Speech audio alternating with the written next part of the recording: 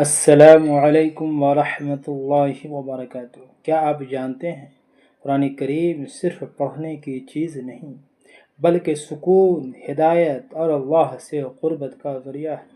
خاص طور پر رات کے وقت سونے سے پہلے قرآن کی تلاوت دل کو ایک خاص راحت بخشتی ہے۔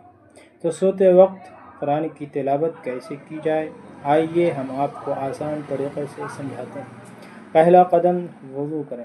دن بھر کی تھکن کے بعد وضو نہ صرف جسم کو تازہ کرتا ہے بلکہ روح کو بھی پاکیزگی بخشتا ہے۔ نبی کریم صلی اللہ علیہ وسلم نے فرمایا، جب تم سونے لگو تو وضو کرو جیسا کہ نماز کے لیے کرتے ہو۔ دوسرا قدم، پرسکون جگہ کا انتخاب۔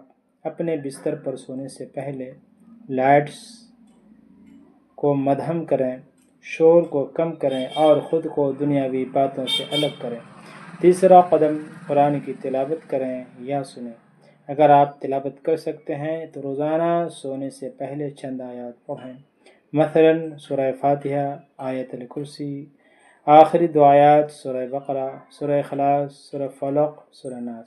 یہ صورتیں شیطان سے حفاظت، نیند میں سکون اور روحانی برکت کا ذریعہ بھی بنتی ہے۔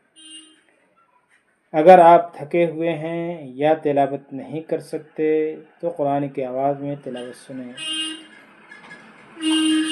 آخری بات، جب آپ قرآن کے ساتھ سوئیں گے تو آپ کی نیند عبادت بن جائے گی، دل کو سکون ملے گا اور شاید اللہ رب العزت خواب میں بھی آپ کو اپنی محبت کا پیغام دے۔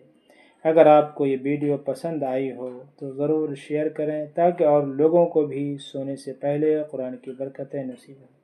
اللہ ہمیں قرآن سے محبت عطا فرمائے، آمین۔ والسلام علیکم ورحمۃ اللہ وبرکاتہ۔